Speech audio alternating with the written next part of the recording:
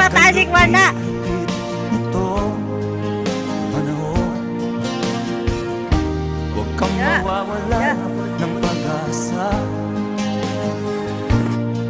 Parang ano nito si Mika? Kailanman ay di nag-iisa.